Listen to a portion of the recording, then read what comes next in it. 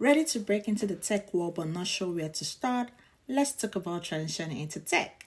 The tech industry is rapidly growing, creating high demands for various roles, even for those without the traditional tech background.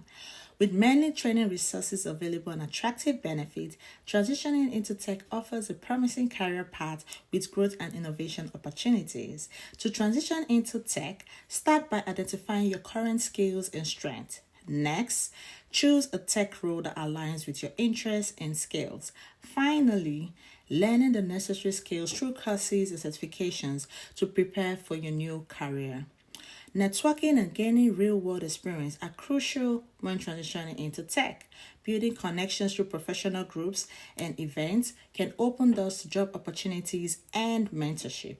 Additionally, working on projects or securing internships provides practical experience, helping you apply what you have learned and build a strong portfolio to showcase your skills to potential employers. Follow for more tips if you need a guide to help in transitioning. Click the link in my bio to get started.